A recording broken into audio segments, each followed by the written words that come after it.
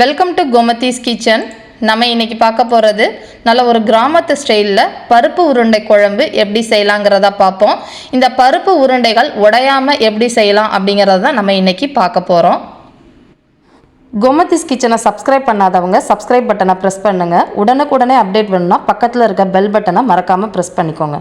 பருப்பு உருண்டை செய்கிறதுக்குன்னு பார்த்தீங்கன்னா ஒரு மிக்சி ஜாரில் ஒரு 4லேருந்து 5 வரமிளகா சேர்த்துக்கலாம்.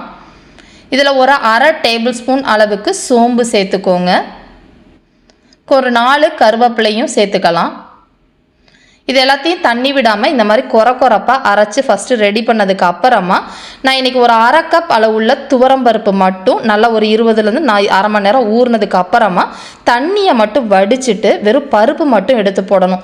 தண்ணியோட அதிகமாக போட்டிங்க அப்படின்னா தண்ணியாக இருக்கிறப்ப நம்மளோட பருப்பு உருண்டைகள் போட்டோன்னே நம்ம கரைஞ்சிரும் நம்மளோட குழம்புல. அதனால் திக்காக இருக்கணும். ஒரு அரை டேபிள் ஸ்பூன் அளவுக்கு கல் உப்பு, பொடி உப்புனா ஒரு 3/4 டேபிள் ஸ்பூன் சேர்த்துக்கோங்க. சேர்த்துட்டு இந்த அளவுக்கு கொரப்பாக அடைச்சி எடுத்து வச்சுக்கலாம். ரொம்ப நைஸாக அரைச்சி எடுத்து வச்சுக்க கூடாது. இப்போ இதை ஒரு பவுலுக்கு மாற்றி எடுத்து வச்சுருவோம். இந்த அளவுக்கு திக்காக இருந்தால் மட்டும்தான் கரையாது. ஒரு 1/4 கப் அளவுள்ள பொடியாக நறுக்கின பெரிய வெங்காயம், அப்படி இல்லைன்னா சின்ன வெங்காயம் சேர்த்துக்கலாம். ஒரு டேபிள் ஸ்பூன் அளவுக்கு மட்டும்தான் தேங்காய் சேர்க்கணும். தேங்காய் உங்களுக்கு அதிகமாகிறப்ப கண்டிப்பாக உங்களுக்கு உருண்டைகள் உடைய ஆரம்பிக்கும். இது எல்லாத்தையுமே நல்லா கலந்து விட்டுட்டு நம்ம ஒரு மீடியம் சைஸில் எல்லாத்தையுமே உருண்டை பிடிச்சி ரெடி பண்ணிக்கலாம். இப்போ நான் செஞ்சுருக்கிற அளவுக்கு மாவுக்குன்னு பார்த்தீங்க அப்படின்னா ஒரு 9லேருந்து 10 உருண்டைகள் உங்களுக்கு வரும். இப்போ பார்த்தீங்கன்னா எல்லா உருண்டைகளும் இந்த மாதிரி உருட்டி ரெடி பண்ணியாச்சு. 10 உருண்டைகள் உங்களுக்கு இன்னைக்கு கிடச்சிருக்கு. இதுக்கு இப்போ இதே பவுல்லையே நம்ம மிக்ஸி அரைச்சிருக்கிற இதுக்குள்ள ஒரு 1/4 கப் அளவுக்கு தண்ணி ஊற்றி அந்த தண்ணியை வேஸ்ட் பண்ணிட வேணாம். இதை நம்ம குழம்புல ஊற்றுறப்ப குழம்பு நல்லா திக்காகவும் இருக்கும், அதோட வாசமும் ரொம்ப நல்லா இருக்கும். இன்றைக்கி ஒரு பெரிய எலும்புச்சம்பளம் அளவுக்கு புளியை நான் கரைச்சி தண்ணியை வடிகட்டி எடுத்து வச்சுருக்கேன். அளவுன்னு பார்த்தீங்கன்னா ஒரு அரை கப் அளவுக்கு புளி தண்ணி, ஒரு பெரிய எலும்புச்சம்பளத்தில் அரை கப் அளவுக்கு புளி தண்ணி ஊற்றிருக்கிறேன். இதில் அரை கப் அளவுக்கு தண்ணி சேர்த்துக்குவோம். இதுக்கு காரத்துக்குன்னு பார்த்தீங்கன்னா ஒரு 1/8 டீஸ்பூன் அளவுக்கு மஞ்சள் தூள் சேர்த்துக்கலாம். காரத்துக்கு நான் இன்றைக்கி தனி மிளகாய் தூள் 1 டேபிள் ஸ்பூன் போட்டிருக்கிறேன். அதே டேபிள் ஸ்பூன் கணக்கில் 2 டேபிள் ஸ்பூன் அளவுக்கு மல்லித்தூள் சேர்த்துக்கலாம். சப்போஸ் உங்கள்கிட்ட தனி மிளகாய் தூள் மல்லித்தூள் இல்லை, குழம்பு தூள் தான் இருக்குன்னா குழம்பு பொடி ஒரு 2 டேபிள் ஸ்பூன் 3 டேபிள் ஸ்பூன் சேர்த்துக்கோங்க.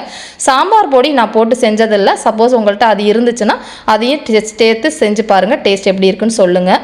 இப்போ எல்லாத்தையுமே இதே புளி தண்ணியில் நல்லா கட்டி இல்லாமல் கரைச்சி ரெடி பண்ணிக்கலாம். இப்போ இதுக்கு தேவையான அளவு உப்பு சேர்த்துக்கணும். ஒரு அரை டேபிள் ஸ்பூன் அளவுக்கு கல் உப்பு சேர்த்துருக்கிறேன். பொடி உப்புனா 3/4 டேபிள் ஸ்பூன் அளவுக்கு சேர்த்துக்கோங்க. எல்லாமே நல்லா கரைஞ்சதுக்கு அப்புறமா மிக்ஸி ஜாரில் ஒரு 1/3 கப் அளவுக்கு தேங்காய் போட்டுக்கலாம். இதுக்கு ஒரு தேங்காய் விழுது அரைக்கணும். ஒரு 1 டீஸ்பூன் அளவுக்கு சோம்பு சேர்த்துக்கோங்க. ஒரு 1/4 டீஸ்பூன் அளவுக்கு சீரகம் சேர்த்துக்கலாம். இது எல்லாத்தையுமே நமக்கு ஒரு 1/4 கப் அளவுக்கு தண்ணி ஊற்றி இதோடைய ஒரே ஒரு வெங்காயம் மட்டும்தான் சேர்த்துக்கணும். சின்ன வெங்காயம், பெரிய வெங்காயம்னா ஒரே ஒரு டேபிள் ஸ்பூன் சேர்த்துக்கோங்க. ஒரு 1/4 கப் தண்ணி ஊற்றி நல்லா நைஸாக இந்த மாதிரி அரைச்சி ரெடி பண்ணி எடுத்து வச்சுக்கலாம். இப்போ குழம்புக்கு தேவையான எல்லாமே ரெடி பண்ணியாச்சு. இப்போ நம்ம குழம்பு செய்ய ஆரம்பிச்சிடுவோம். குழம்பு வைக்கிற பாத்திரத்தில் 1 டேபிள் ஸ்பூன் அளவுக்கு நல்லெண்ணெய் சேர்த்துருக்கிறேன். எண்ணெய் நல்லா சூடாகணும்.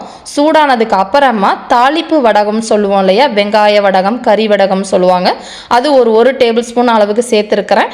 அப்படி இல்லை அப்படின்னா வெறும் நம்ம போடுற கடுகும் வெந்தயம் கொஞ்சம் சீரகம் சேர்த்துக்கோங்க, அதுவே போதுமான அளவு. இப்போ இதுக்கு ஒரு 1/4 டீஸ்பூன் அளவுக்கு கடுகு சேர்த்துருக்கிறேன். இப்போது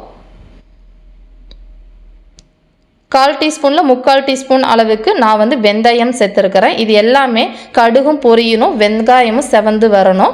இப்போ பார்த்தீங்கன்னா கருவேப்பிலை போட்டோன்னே நல்லா பொரிஞ்சு வரணும். இது எல்லாமே பொரிஞ்சதுக்கு அப்புறமா நம்ம பொடியாக நறுக்கினா 1 கப் அளவுள்ள பெரிய வெங்காயம் நான் இன்றைக்கி சேர்த்துருக்கிறேன். சின்ன வெங்காயம் கிடச்சிதுன்னா அது ரொம்ப நல்லாயிருக்கும் டேஸ்ட்டு, அது கூட சேர்த்துக்கலாம். எல்லாத்தையுமே வதக்கலாம். இது வதங்கிக்கிட்டு இருக்கப்பே பார்த்தீங்க அப்படின்னா ஒரு 10 வெள்ளைப்பல்லு பூண்டை இந்த மாதிரி நீளமாக நறுக்கி எடுத்து போட்டிருக்கிறேன். அளவுன்னு பார்த்தீங்க அப்படின்னா ஒரு 3 டேபிள் ஸ்பூன் அளவுள்ள நீளமாக நறுக்கின பூண்டை சேர்த்துட்டு இது ரெண்டுமே நல்லா வதங்கி வரணும். அதுக்கப்புறமா நம்ம தக்காளி சேர்க்க ஆரம்பிக்கலாம். இப்போ பார்த்தீங்கன்னா நல்லா வதங்கி இந்த மாதிரி வந்துருச்சு. இப்போ நான் இன்னைக்கு சாப்பரில் போட்டு நல்ல பொடியாக நறுக்கின தக்காளி 1 கப் அளவுக்கு இருக்கும். இது அளவுன்னு பார்த்தீங்கன்னா பொடியாக நறுக்கின தக்காளி 1 கப் அளவுக்கு சேர்த்து இதையும் நல்லா வந்து பேஸ்ட் மாதிரி ஆற அளவுக்கு வதக்கி எடுத்துக்கலாம். அதுக்கப்புறமா நம்ம புளி தண்ணி ஊற்றிக்குவோம். இப்போ பார்த்தீங்கன்னா நல்லா வதங்கி இந்த மாதிரி சுருண்டு வந்துருச்சு தொக்கு மாதிரி. இந்த சமயத்தில் நம்ம கரைச்சி வச்சுருக்கிற புளி மிளகாய்த்தூள் இது கரைசலை அதில் சேர்த்துட்டு கொஞ்சம் நேரம் கலந்து பாருங்கள். இப்போ வந்து குழம்பு கொஞ்சம் திக்கான மாதிரி இருக்குது. அதனால் 1லேருந்து 1.5 கப் அளவுக்கு தண்ணி ஊற்றிட்டு நல்லா கலந்து விட்டுட்டு இப்போயே நம்ம பருப்பு உருண்டைகள் சேர்க்கக்கூடாது. போட்டிருக்கிற புளியோட அதே மாதிரி மிளகாத்தூள் மல்லித்தோட பச்சை வாசனை போய் எண்ணெய் பிரிஞ்சு வரணும். நல்லா தளன்னு கொதிச்சு வந்ததுக்கு அப்புறமா தான் நம்ம பருப்பு உருண்டைகள் சேர்க்கணும். அதனால் இப்போ கொஞ்சம் உப்பு செக் பண்ணியிருந்தேன். அதனால் உப்பு பத்தாதனால ஒரு 1/4 டீஸ்பூன் அளவுக்கு பொடி உப்பு சேர்த்து கலந்து இப்போ நல்லா கொதி வரட்டும். இது கொதிக்கிறப்பயே ஒரு கொஞ்சமாக பச்சை கருவேப்பிலையை போட்டிங்க அப்படின்னா அதோட வாசனை ரொம்ப நல்லா இருக்கும். இப்போ பார்த்தீங்கன்னா நல்லா கொதிச்சு எண்ணெய் பிரிஞ்சு இந்த மாதிரி வந்துருச்சு. இந்த சமயத்தில் தான் நம்ம பருப்பு உருண்டைகள் போட்டால் கண்டிப்பாக உங்களுக்கு உடையாது. தண்ணியும் அதிகமாகிடுச்சுன்னா பருப்பு உருண்டைகள் கரைய ஆரம்பிச்சிடும். இப்போ இந்த மாதிரி இருக்கப்போ பருப்பு உருண்டைகளை சேர்க்க ஆரம்பிச்சிடலாம். ஒன்றா போடுங்க. எடுத்தோடனே எல்லாத்தையும் ஒரேடியாக கவுத்துட வேண்டாம். ஒன்றா போட்டுட்டு உடனே வந்து நம்ம கரண்டியை வச்சு நம்ம கலந்து விடக்கூடாது. அதை கொஞ்சம் நேரம் மூடி வச்சு வேக விடணும். இது எப்படி வெந்திருக்கும் அப்படின்னு பார்த்தீங்கன்னா இப்போ போட்டோன்னே கீழாவில் போன பருப்பு உருண்டைகள் வெந்ததுக்கு அப்புறமா நல்லா மேலே எழுந்து மிதந்து வரும். அதுதான் வந்து வெந்திருக்கிறதுக்கு உங்களுக்கு ஒரு ஐடென்டிஃபிகேஷன். சப்போஸ் உங்களுக்கு பிகினர்ஸ்க்கு இந்த மாதிரி வந்து போட்டோன்னா கரையுது பயமாக இருக்குது அப்படின்னா இட்லி தட்டில் நல்லா வேக வச்சுட்டு அதுக்கப்புறமா பருப்பு உருண்டைகளில் குழம்புல போட்டாலும் ரொம்பவே நல்லாயிருக்கும். இப்போ பார்த்தீங்கன்னா நம்மளோட பருப்பு உருண்டைகள் கீழாகல போனது நல்லா மிதந்து வர ஆரம்பிச்சிருச்சு. பார்த்தீங்கன்னா தெரியும். இதுதான் வெந்ததுக்கான ஐடென்டிஃபிகேஷன். இப்போ வந்து நம்ம 1 கப் அளவுள்ள அரைச்ச தேங்காய் விழுதை வந்து இதில் சேர்த்துக்கலாம். இது எல்லாத்தையுமே நல்லா கலந்து விட்டுருங்க. கலந்து தேங்காய் போட்டதுக்கு அப்புறமா ஒரு கொதி தான் வரணும். ரொம்ப நேரம் கொதிக்க விடக்கூடாது. ஸோ உங்களுக்கு தண்ணி பார்த்துக்கோங்க. சப்போஸ் உங்களுக்கு தண்ணி இன்னும் திக்காக இருக்கு குழம்பு அப்படின்னா தண்ணி கொஞ்சம் கூட நீங்கள் ஊற்றிக்கலாம். ஒரு 1/2 கப்லேருந்து 1 கப் அளவுக்கு கொத்தமல்லி கருவேப்பிலை பொடியாக நறுக்கினதை போட்டுட்டு கலந்து பார்த்துக்கோங்க. இந்த திக்னஸில் என்னோட குழம்பை நான் இறக்கிக்க போகிறேன்.